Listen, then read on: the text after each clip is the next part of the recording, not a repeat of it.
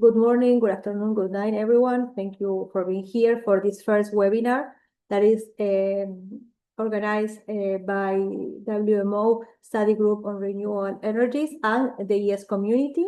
And it's right now it's a third webinar, a third event webinar series that will go around different topics regarding energy meteorology. And in this first webinar, we will be talking about different energies, different climate questions, trying to rethink energy meteorology from research to services. And we will have three speakers, as you know. But before that, I want to read you the code of conduct. First of all, please be polite and respectful to the speakers and all participants we have here today. You will have the Q&A box, not the chat box. You will see at the bottom, you will see something called QA or question and answers, depending on the language and your settings. And you can leave your questions there, and we will have some time allocated to reply the questions. And as I mentioned, all the contents are being recorded, and we will be uploading the video to the ES YouTube channel in the next week. I will leave the link to the YouTube channel in the chat in case you want to have it on hand or also watch previous events. I will give the floor in a minute to my colleagues that will be introducing our three speakers, but we will start with a presentation from Alberto Troccoli.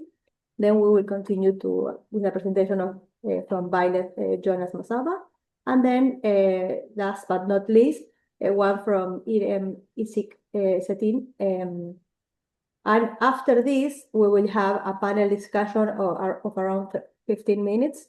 That way, all the questions you leave will be answered at that moment. Without further ado, I will give the floor to Jodo, who will give the first presentation. Introduce the first presentation, sorry. Thank you, Valentina. So our first speaker is Alberto Troccoli, and he is the co-founder and CEO of Insight Climate Service SRL and managing director of the World Energy and Meteorology Council, with over 30 years of experience in meteorology and climate, including senior roles at NASA, ECMWF, and CSIRO, and the University of East Anglia. His work bridges science and practical applications in the energy sector. Alberto leads the Copernicus Climate Change Service Energy Operations and developed the TEAL tool for climate data visualization. Alberto has authored numerous scientific publications, including WMO reports, and is the chief editor of 4 books. He holds a PhD in physical oceanography from the University of Edinburgh. Let's welcome Alberto to give us the first talk.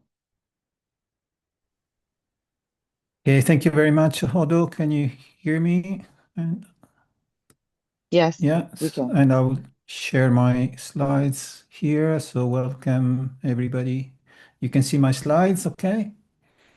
Yeah. So we're ready to start. Thank you. So it's a pleasure to provide this short presentation for this webinar. I understand all the attendees are from research in earth science. So I will provide some remarks around energy and meteorology at a pretty broad level, given the time, but I hope I give you an appreciation of what the kind of main challenges are in this area. So just to give you a bit of an overview of how the energy and meteorology interface with each other, we can see that they are very closely connected. Here in this image, you see, starting from the left, the interaction between the planning and financing in the energy sector with the data that are coming from the past, from the climate. So these are normally observations from satellite and in situ measurements and so on. And these are all integrated also in what is called the reanalysis. So it's a reconstruction of the past climate. These are very popular. You might be using them already. So these are very popular for different studies, and including, for example, the financing of wind and solar plant. So they basically some experts take this data and then use them to evaluate how much the production could be for wind and solar plants. That's just one of the examples of their use. And then, so this is for the past data. It's very useful. Its reach it can be now it's around 80 years for the reanalysis, and for observations it can go even longer, 250, 300 years so from in situ observations. And then for the future, there are different time scales. So there is the weather forecast, so very short forecast. They can go from seconds to hours, days. And as you can see from the image below, even very short predictions taken, for example, from cameras. Cameras can detect, for example, the movement of clouds, and that with those images you can construct a prediction for solar power, for example. So there is a lot of techniques and methodologies used for the how to use the weather information in energy, including obviously the what we know, the normal weather predictions from the global models. And then going forward, there are also predictions for the week to week or even up to a month, and these are referred to as monthly forecasts. And normally this data, this forecast are used for the maintenance of the energy infrastructure. Could be like wind turbines. You want to know when it's the best time to maintain and do some upgrade to wind turbines. So you use this kind of forecast to know what needs best to do. And then in the next phase, there is the management of resources, and this can be done with what is called seasonal climate forecast. Then they go from a month to 6. Now they also go to a year or even longer, slightly longer. Obviously, the accuracy degrades as you move forward, but they still give you some indication, particularly in the tropics, of the tendencies for temperature, particularly. And so this can be used again for management of, for example, the use, whether there's going to be more or less heating in a certain area, so requirements for air conditioning and all these things. I'll give you also some examples from a report later. And then finally, the climate projections. There is also decadal forecast, but it's similar to climate projections, and you get an idea of what could happen in the next decade or longer. And this is again used for investment and planning, so you can, depending on where you expect to have more wind, solar resource, hydropower, all these things, you can then direct your investments in those areas. So a lot of interesting areas, a lot of challenges. The structure here, as you can see, it shows there's a very close interconnection between energy and meteorology. I mean, there is a similar thing also for other sectors like agriculture, but here we focus on energy, of course, and it's a very good example because a lot of these areas are well developed, and yet there are still challenges. And particularly for forecast. And when we tackle these challenges, I think it's also useful to keep in mind what could be the final goal of this of these challenges, because in general it's good to improve weather forecast or seasonal forecast, but if we know how this can be actually applied in practice, it gives you an additional motivation and a target. I think it's always useful to have this kind of general goal overview of what the main problem is in the area of energy. In this case, we are discussing electricity with this image, and I want to show you what some of the major plans for the global electricity in various parts of the globe, but also at like I said, at the global level. So from the left, you can see what is called the Desert Tech. This is kind of defunct project. It started in the 70s and went on as a plan for about 20 years, 30 years even, and then it was stopped. But the actual practice, a lot of these elements are still going. This is what this does is shows that you can connect with transmission lines a lot of geographical areas, the whole of Europe, the north of Africa in this case, and the way that this is being planned is that you exploit the resources where they are more abundant. So, for example, in north of Europe, there's more wind, and down the North Africa, there's more sun. So you exploit the resources where they are, and then you share basically, and through these cables. And a more recent case is the one down here, which is called Sun Cable, which is planning to produce a lot of solar power in the northwest of Australia, and actually then transferring it or transmitting it to Singapore, particularly because they are interested in and they need a lot of electricity. So there is a cable which is 4,300 kilometers undersea, which will connect Australia to Singapore, and so this is some of the actual things that are happening now. This one in particular.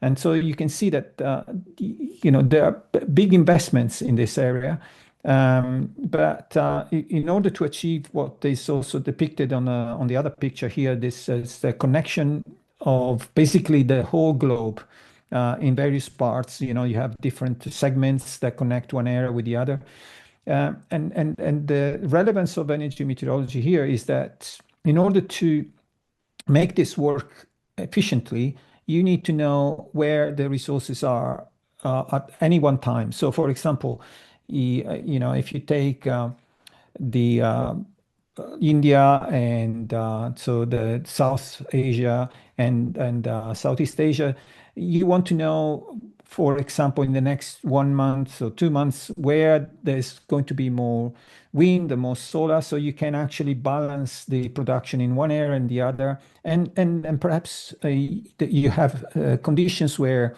in one area there is a low production of electricity in 1 week, but in the other there is a lot, so you can connect the two, and that's where the challenges that we saw in the previous slides with the various predictions and so on can become a really practical, and so you can test actually what your improvements, if you're working, for example, to improve weather forecast or seasonal forecast, you can see how this in practice will make a difference in the big scheme of things, so like in this case. Now, I don't know whether I have enough time to go through the next. I can skip this one, but this is just to give you a reference for a publication that we are producing with WMO and the International Renewable Energy Agency.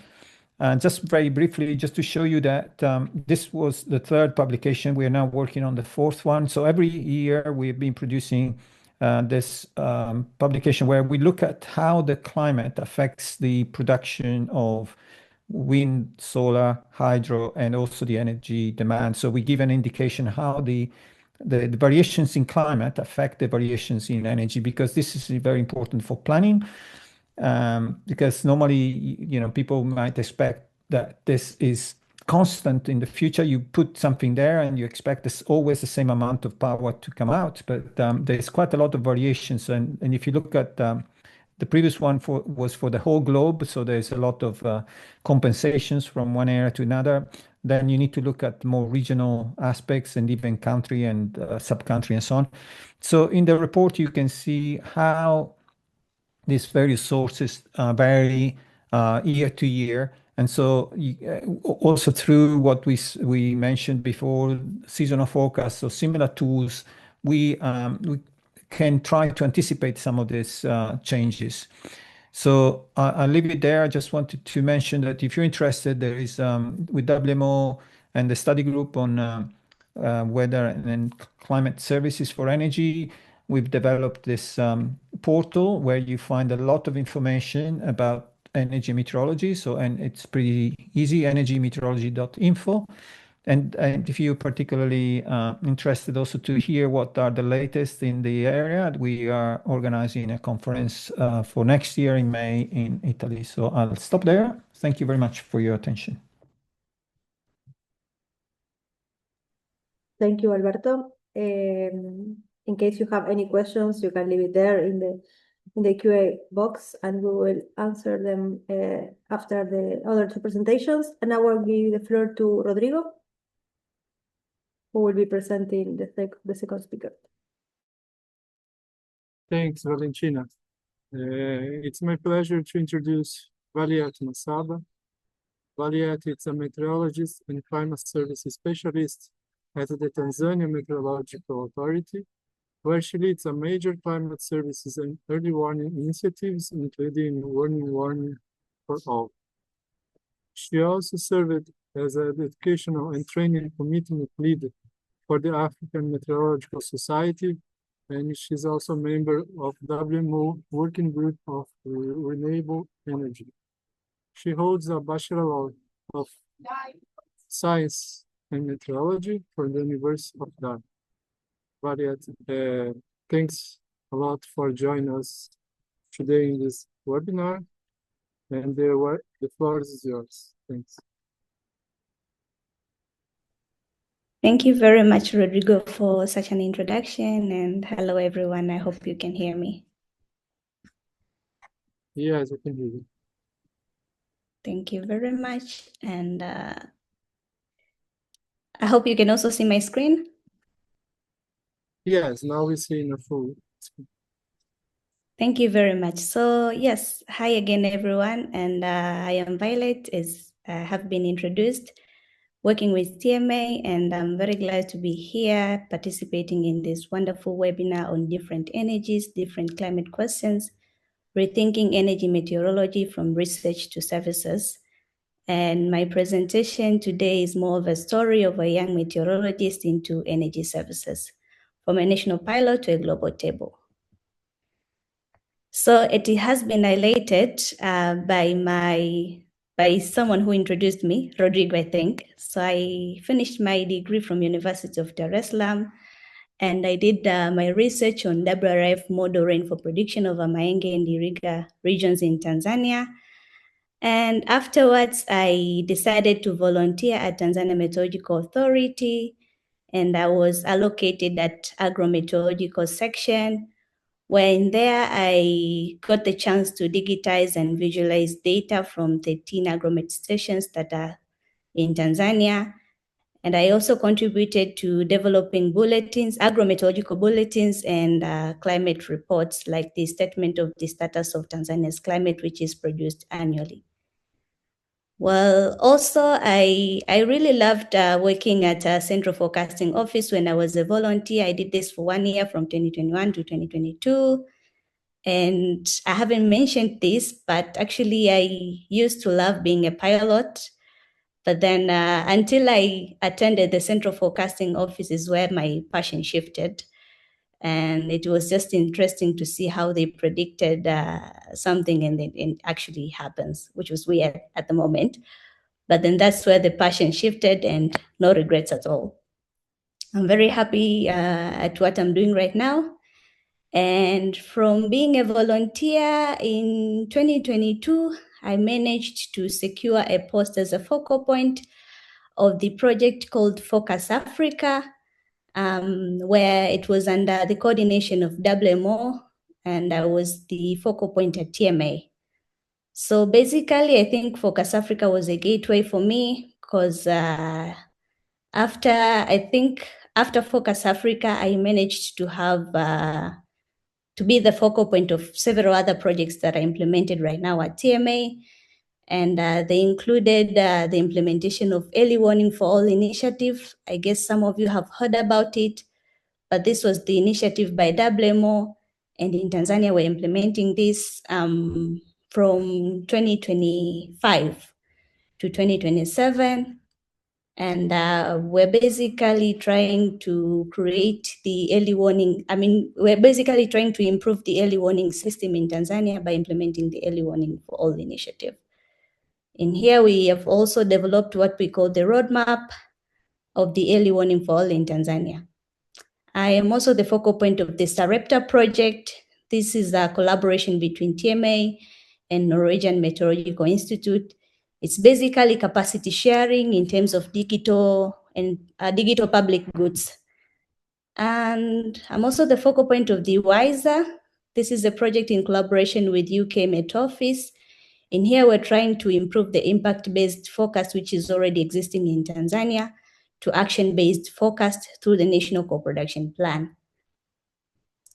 So how I found the study group on renewable energy. I think I haven't mentioned this, but apart from project implementation, I'm also the member of the study group on renewable energy, which is under WMO, and under Focus Africa project, which was the focal point. We implemented several case studies, and one of them included the energy case study, which was case study 6.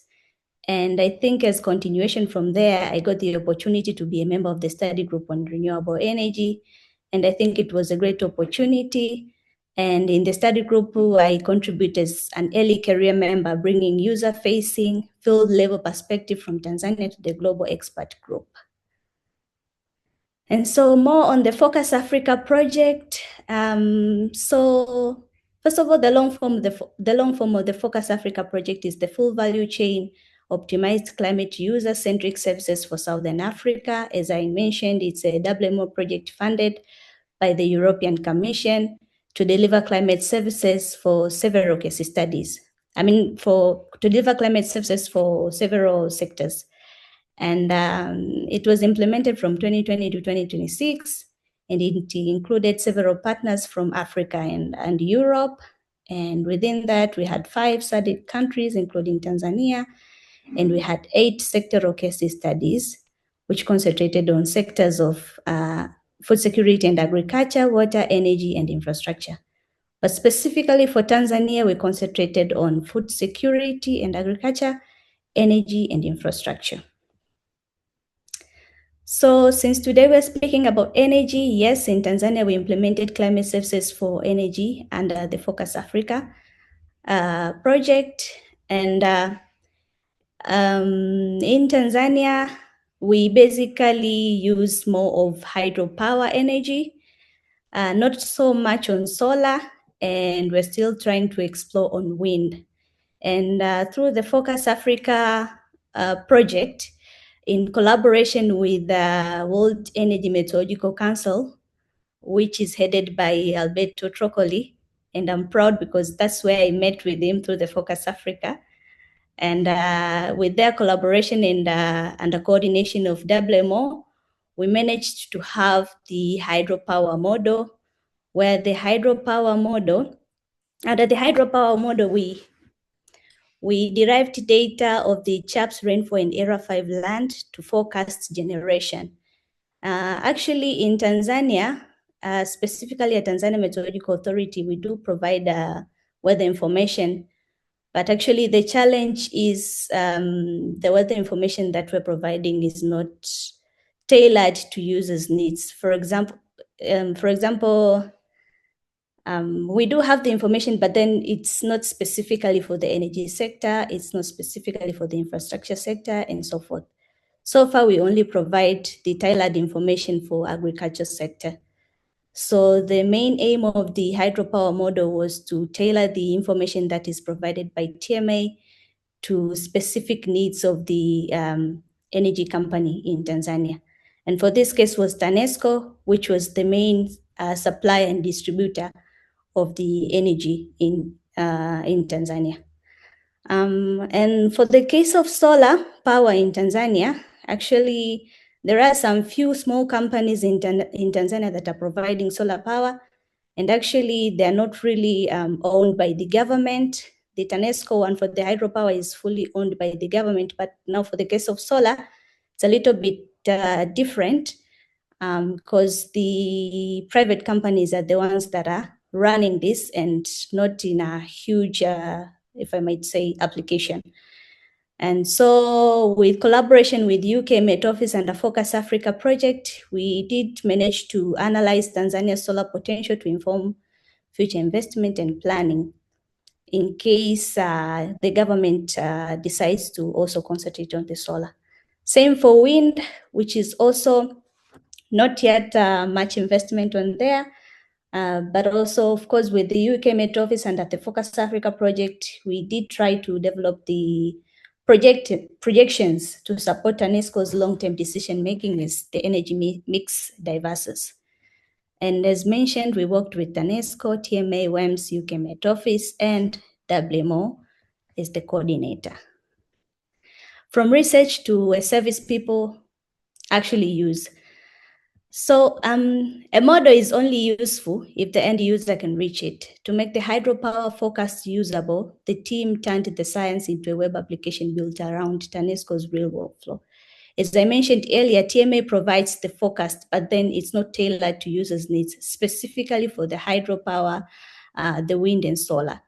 We're providing the forecast, but we're not really trying to tell what's the forecast going to help in terms of planning and so forth. So as mentioned earlier, the hydropower model was trying to entail such information, tailor the information that is provided by TMA to the user's needs. And now, why young voices belong in energy meteorology? So the most valuable climate services is the one shaped with people who depend on it. Field level engagement is not junior work itself, it is the work itself. And also, early career scientists can carry real user needs into the WMO's expert groups, keeping global science grounded in local reality. But also through youth climate initiatives and mentorships, we try to open the same doors that were opened for us to the next generation, which arrives sooner. So here is a takeaway from my end. So hydropower, solar, wind, and any other form of energy asks a different climate question, and the answer only becomes a service when it is co-designed with users and carried by people, including young ones, who bridge research and reality. And before I conclude, I had also wanted to mention some few challenges probably that I could mention and that we have experienced, especially in the implementation of the project Focus Africa. To mention a few, one of them was sustainability. Well, as we all know, there are so many initiatives in trying to improve the weather and climate services, specifically for the energy sector. And as I have already presented, in Tanzania, we also initiated some initiatives in terms of improving the weather and climate services for the energy sector. But the one problem that remains, even for other projects that we're implementing in Tanzania, is sustainability. Most of projects do have the deadline, do have the timeline, they do have the period. And when they end, it's where everything is ended. But that's not actually what we need. We need to produce something that's going to be long lasting. We need to produce something that's going to leave legacy. And so as we are discussing today about different energies and different services, I think it is also a time for us to speak on all of these initiatives that we're trying to create and some opportunities, some capacity building, enhancement. We need to also to find a way on how we can sustain them, because that's the only way this information is going to be helpful, both to med services and energy sector. But also something else is harmonization and co-production of weather information on energy from both the energy institution and the med services institution. Right now, TMA issues information, but then we do not tailor it to the energy sector or the energy institutions that are involved. So there needs to be some sort of harmonization between med services and all of these energy sectors, energy institutions, so that we can have that sort of co-production, co-development of the information that we're providing. I think that's the only channel where we can try and tailor the information from the med services to the energy institutions. But I think something else is users' needs, users' gaps and needs. For example, in Tanzania, while we were implementing the Focus Africa project, the first thing that we did was to sit down with the energy sectors and try and ask them, what would be what is your gap? What are your needs? Because sometimes, yes, we do have some objectives, we do have what we need to achieve, but then you might find that that is not the end user's priority. For example, in Tanzania, not so many people speak about projection, but yes, nowadays researches and modeling and stuff, they concentrate so much in projection. But when you sit with the end users, they might tell you they just need to know what's going to happen in the next season. Just tell them we're going to have maybe heavy rainfall so they can plan, but they're not really interested in the what's going to happen in the 50 years to come. So probably we could go both ways, but maybe we can also try to capacitate them on what are the importance of having the projection, and also trying to provide something that is going to be useful for them. And lastly, user-friendly information, or basically we can term it as packaging of information. Yes, we do provide information, but it's too general. Like, there are so many sectors, and the information from the Met Services is too general, assuming that everyone with their needs is going to understand the information. No, because a fisherman is going to have the information, probably it's not going to be useful for them because they don't understand how it's going to work for the application. Same with the energy sector, same with the agriculture sector, mining sector, and so many other sectors. So probably it's about time that Met Services sit together with the end users and find a way on how they can co-produce and co-develop this information so that they can be fit for use for each one's application.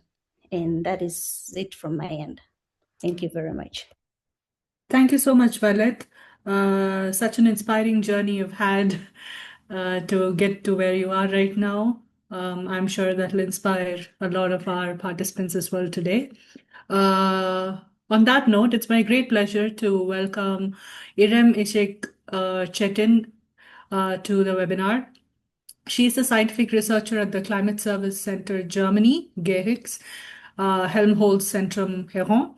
Her research focuses on developing climate services using regional and micro-scale climate models to support climate-informed decision-making for climate adaptation.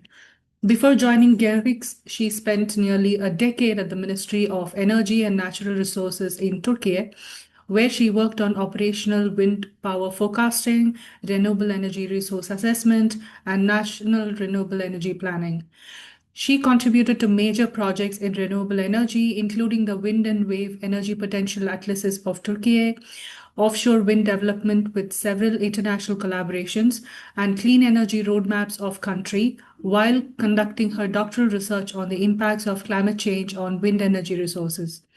Her current work aims to bridge climate science, renewable energy, and climate services, translating climate information into actionable knowledge through co-designed climate services. Irem, the floor is yours. Thank you very much.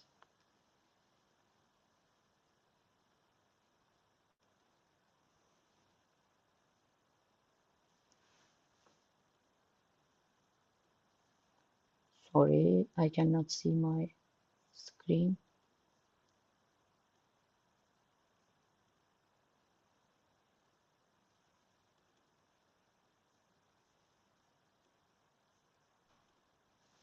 Yeah, can you see the screen and hear me?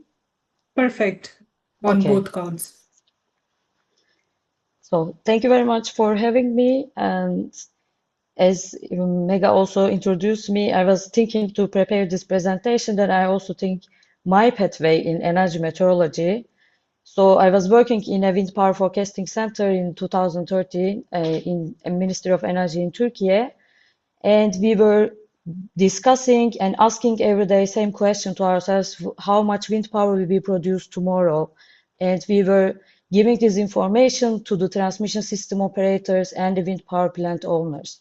Then later I move into resource assessment part, and in that case we were mostly investigating where to build renewable energy and how to give most information to the investors to make these investments more feasible. And so also we were discussing, do we need offshore wind when in Turkey electricity system need offshore wind, and so on. Then I move into more research part, and I ask myself how much renewable energy and wind energy resources will be impacted by climate change in Turkey, such a climate change hotspot region. And then I move into GEREX Climate Service Center Germany and continue to questioning this research, but also I try to add more information like how can we transform this climate information into actionable knowledge. And as also Alberto mentioned, these questions these questions are asked by different decisions needed. Like for investments, we were doing these potential atlases, and for operation, we need to know more accurate operational power forecasting.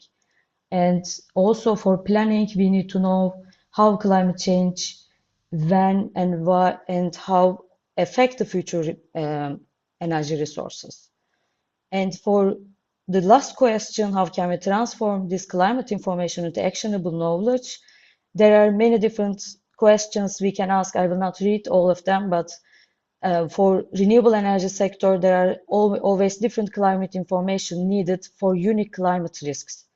But also there is another side, also Alberto mentioned, transmission system operators needs much more different information, more combined information maybe, to understand how demand change in the future, or how and which compound events affect the systems, because these are now critical infrastructure, and considering the oil crisis, we need more renewable energy in all our shared electricity systems. So therefore, different users require different temporal scales, temporal, spatial, and climate indicators as well. And one of the examples from my previous studies, we were looking for which renewable energy, how was the historical climate variability in terms of wind over Turkey. But for that, we need to understand what kind of data that we need to use. For example, if you are familiar with the reanalysis data, which also the historical simulation of the existing data in the past, they are, for example, ERA5 is the well-known, and I also use MERA2, and also want to compare how reliable this reanalysis data. But I found that there are many differences in terms of historical trends over the wind speeds, for example. And these inconsistent trends bring some uncertainty, and we also need to give this uncertainty information. And also, it's for observation, there is no consistent observation for everywhere, especially for those kind of complex terrains. The representative of the observations are very important. And if you know the historical wind climate or renewable energy climate, now we can check how climate change will impact. This is the map for the CMIP6 global climate models ensemble average. And in here, you can see the distribution of the historical winds in the first row. And in the second row, you will see how it will change in the far future in terms of wind power density, and how this information robust are also given in the dashed lines in the figures. But there is also a problem, because these global climate models has very coarse resolution, like 100 kilometer scale, and Turkey has very complex topography. And if you dynamically downscale this information by using regional climate models, you will see very different information. For example, in here in the winter season, although the global climate models agree on the change is negative, if you look at the regional climate models, you will see very different expectations, projections for the wind. This was another uncertainty. And another example, after I moved to Germany, I started to work for the CLIVIS project. It is a German Ministry of Energy funded this project, and investigates influence of climate change on wind energy sites. And we asked several questions to understand how wind will change, how was it in the historical period, and what kind of fluctuations in the wind energy yield can be expected. But also we ask how are the external output constraints changing, such as bad flight periods, bird migration, temperature-related shutdowns, or icing-related shutdowns for the wind turbines. And are these climate fluctuations already been taken into account in terms of uncertainties, is the most important question for this project. And then we also try to understand how should this climate change induced change can be appropriately factored into yield assessments. But besides these technical, theoretical, and research questions, we had also performed stakeholder dialogues with different parts of the energy sector. And in the end of these dialogues, we obtained that they not only need the average wind speed change, they need temperature thresholds, heat waves, wind droughts, aerosols, or atmospheric stability, very detailed information for very site-specific events. For example, offshore stakeholders emphasize EU taxonomy requirements and their long-term consideration need for more mid-ocean extreme events. So therefore, we understand that working with the stakeholders also really helpful to give them what they need. And also in the energy sector, we were always talking about where to build wind farms and how about the resource abundancy. But now we are moving to resource scarcity because share of renewables, variable renewable energy resources are increasing in the electricity grids. And this is a very well-known popular phenomenon nowadays. It's a Dunkelflaut, it's a German word. It means that solar and wind energy resources are not exist at the same time. And it really fluctuates the energy system security and transmission system security, particularly over the Central Europe.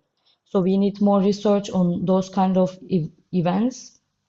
And if you're already familiar with the climate stripes in the below, this is not a temperature stripe, but this is a wind stripe, which is obtained by the Eurocordex regional climate model ensembles. It shows us European continent wind speeds, and there will be a decrease in the end of the 21st century. But this is not enough information for wind because wind is very local. And if you look at the spatial distribution, here you can see the projected seasonal changes in the low wind spells. It means winds are lower than 3 meters per second during 3 consecutive days. So in summer, we will see more robust low winds or wind droughts in the Central Europe and around UK. And if you look at the results of the project, I wanted to summarize here all this information, all these examples were actually for the uncertainties that we have faced. So if you also see that we can classify uncertainties from climate projections, from resource assessment to operational impacts. And all these, the bold ones, are also equal for the other renewable energy resources, not only for wind. Like the scenarios gives us different uncertainty information. We also understand that based on the previous studies in the literature, internal climate variability are much more important than climate change for variable renewable energy resources. But also, as I showed you, temporal and spatial resolution of the global and regional climate models are very important. And we face many uncertainties like measurements, reanalysis data, land use change in the future, and also for all process of this stage. So as a result of these studies and my previous background, I would like to give some take-home messages. Like as I showed you with the wind energy sector, and even with the same sector, climate information is actually must be tailored to specific decision context because we need to ask who is asking this question and what they need as a climate service provider. And also we can learn from different sectors, and working in both Germany and Turkey also taught me that scientific information is same for everybody. It is unique, but the decisions are so local and the needs also so local. So we need this all information to cross-country knowledge exchange as well to advancing climate services. And if we really want resilient climate resilient renewable energy systems, we do not only need the climate average data, we need variability, persistence, extremes, compound events, and we need to provide uncertainty range as well. So to my opinion and experience, the future of energy methodology lies in transforming climate information into actionable knowledge, but especially through the co-designed climate services. Thank you for having me. And if you need any question, you can also reach me anytime. Thank you, Rem. Thank you also, Violet and Alberto, for your great presentations. everyone is able to leave comments or questions in the QA box. Let me know if you cannot do it. We can start, if not, reading out loud the questions. The first one, this one for Alberto. They are asking where people can find more information about ISEM 2027, and also if there will be any opportunities for early career researchers. Yeah, thank you for the question. So I think you're going to share the slides here, but I'm going to also provide a link on the Q&A here somewhere. And yes, there are actually, we encourage participation of young researchers, and this is done through a couple of things as well. There is a prize for the best presentation for the young researcher presentation. There's also a prize for poster, but the poster is for everybody. But we encourage the presentations of posters, and we provide specific sessions for posters so that they're not left behind, and there's a lot of opportunity to discuss your research around the posters and so on. Right, thank you. I don't know if anyone wants to read another question, but if not, the second one from Anushka is for Violet. In case of the renewable energy sector, what role does private sector plays in investing in hydropower, solar, and wind projects? Where are renewable energy supply chains in terms of design, and what role do global partners play? Thanks. Thank you very much, Valentina, for the question. So yeah, as I had explained in the presentation, in Tanzania we have TANESCO, and it's government owned. They supply and distribute energy in the whole country, and they basically use hydropower energy. But now for the case of wind and solar, now it's where the private sectors come in. Even as of now in Tanzania, most of the private sectors are the ones that are pursuing the wind and solar energy in Tanzania. And as for TANESCO, I think they did mention the plan for investing in the solar and wind somehow, but then this has been for long, and we haven't really seen some sort of initiatives until now. But yeah, and I think it was one question, but then it was kind of having some sub-questions. Yeah, the questions were do we share data? What are renewable energy supply chains in terms of design, and what role do global partners play, and the role of private sectors? That was the question. There's another one. Yes, and about the data. Yes, later.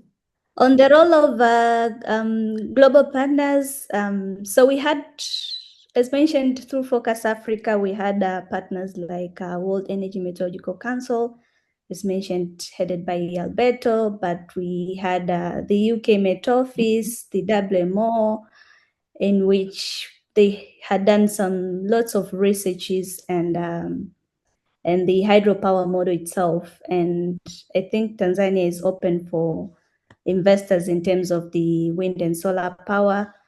And I don't think I can have much more information on that question. But then back to another question, I think from Thomas. No, there's one question about how do you interface the hydrological forecast with hydropower plants operators?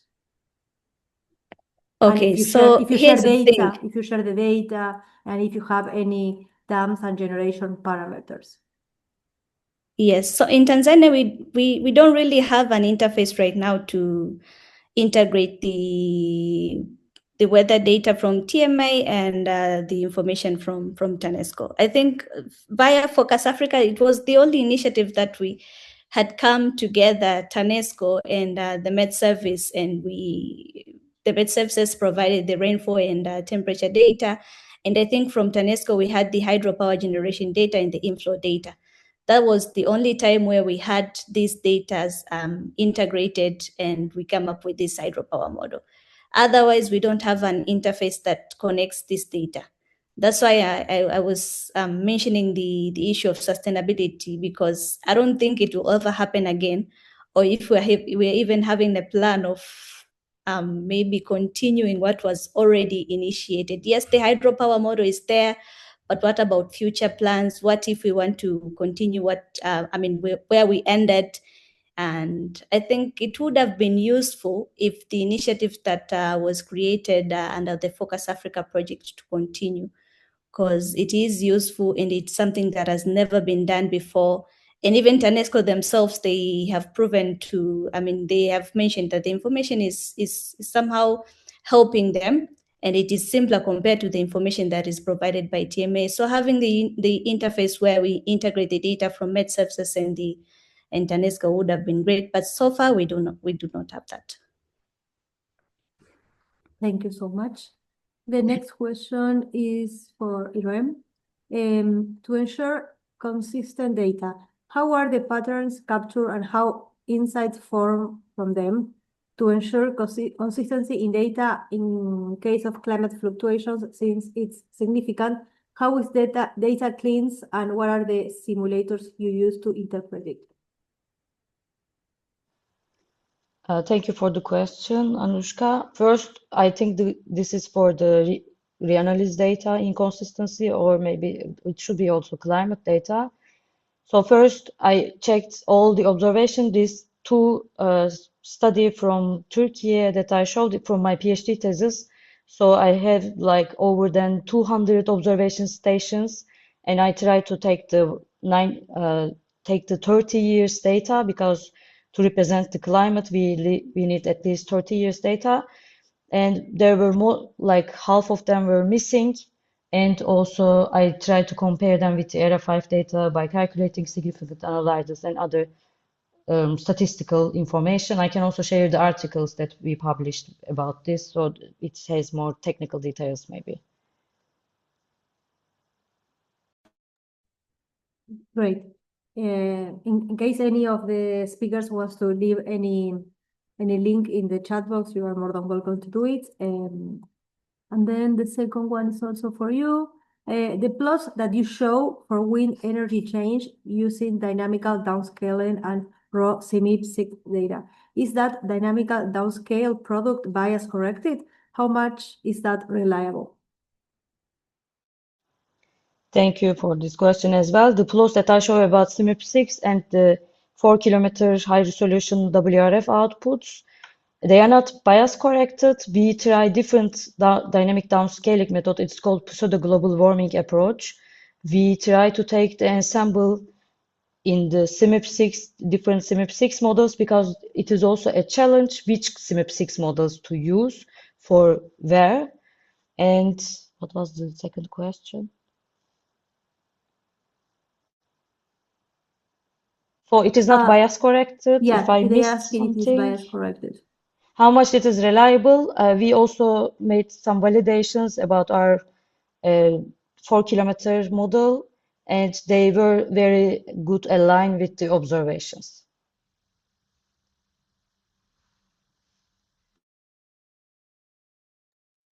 Perfect. One more for you. Sorry, okay. You developed this great tool for allocating renewable energy initiative. How do you in Gerix utilize the findings? Are you funding this project? Are you advertising the government around the world for preferable locations? That's one question. Then there's another more for you. Thank you. We are not funding this project. We are to be funded, actually. That I show you, we were funded by Federal Ministry, German Federal Ministry of Energy and Climate Affairs. But also we are involved like Horizon projects and other initiatives, and we are trying to provide all over the world this climate information with partnerships or project partnerships. And the last one, I had a question in regard to data variability. What are the different factors taken into consideration to ensure the right data is being analyzed? Data variability, what are the different factors? If I understand correctly, so I had only the reanalyzed data and the climate models, and the global climate models are also analyzed. Like we had analyzed more than 40 different global climate models to understand which one to use, which is better represent the Eastern Mediterranean and Black Sea region by using observation data and the 3 different benchmark data sets like ERA5 and MERA2. And the last one, I think is for you also. I'm not seeing for you is, I have one more question. Are you downscaled directly from 100 to 4K using WRF? Have you validated the past downscale product? Yes, we have validated the product, but this is, as I said, this is a pseudo global warming approach. We found the pseudo differences compared to ERA5 data in the future and added this information to ERA5. So we didn't directly downscale 100 kilometer, but ERA5 has 0.27 degree resolution, so we downscale ERA5 actually. If there's more question, I'm glad to share the article. Yeah, please do, because I think people are really interested in this work you have been doing. And there is one more question that is generic for everyone, for all the speakers. Since a lot of geodata is being captured and visualized, are there any GIS software you use? And if you can, please share it, whatever you are using. I don't know, Alberto, Violet.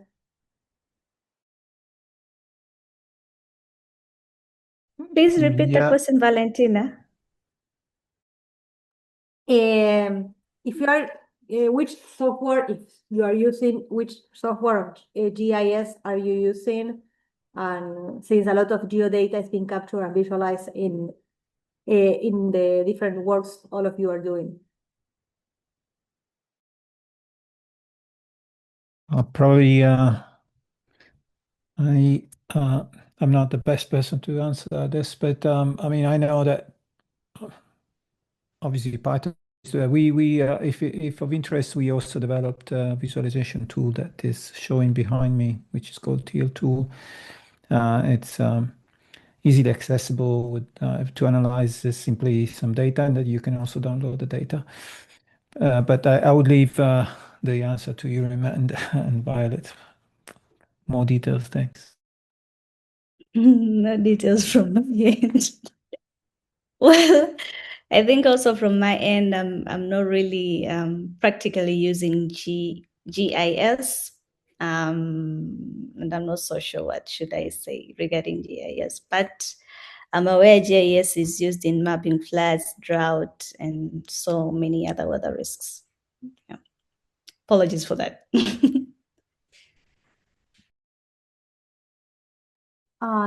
Thank you. And yes, Irem, you can please reply if you want. For me, I always support open source, so I use QGIS if I need desktop GIS software. I mostly use Python and also some open source like Grass and GDAL in the Linux system.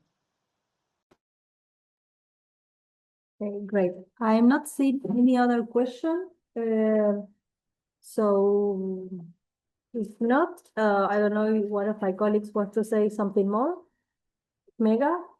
Yes, I think someone mentioned QGIS, and then I just remembered recently I've just received a training on data blending. Actually, we were trying to blend the observational data and the satellite data so that we can have high resolution data for analysis. Yeah, that's what I remembered actually, which was pretty much useful because most of the data from the Met subsurface have lots of gaps, and the stations themselves are sparsely populated, and so it has lots of gap, even the quality itself, and sometimes most of them are not even digitized. So I think that was one of the methods where we could have high resolution data using the QGIS. Yeah. But I'm yet to use the knowledge that I've just acquired recently. But yeah, thank you for reminding me of that.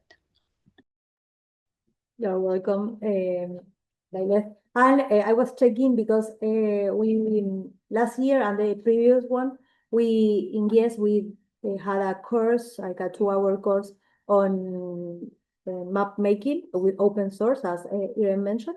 But the video is not uploaded.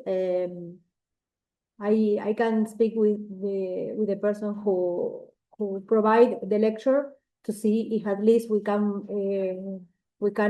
upload in our YouTube channel the part of the presentations. But yeah, we might be able, since I am seeing that there is some interest, we might be able to do it again. Also making as available as possible the different material we developed for that course. So yeah, and well, I don't want to steal more time from you because I know that for some it's already the afternoon or night. So I want to thank you all for your time here and for your questions. In case anyone who is attending now has any comment or question, please you can write to the email I will write now in the chat, which is the yes email, and we will be able to put you in contact with one of the speakers in case the question is for one specific. But if not, next week we will be uploading the video also to our channel, and you will be able to watch the presentations again and share it with your colleagues that maybe couldn't attend to it. So I wish you all a great afternoon, night. Thank you, Violet, Alberto, and Irene for your time and for your great presentations today. And for everyone attending, please remind that this is the first of 3 webinars so far that we are planning. We will be sharing more information about the next ones in the YES social media, and also you can find it from some members from the study group from WMO. So yeah, I wish you all a great rest of the day.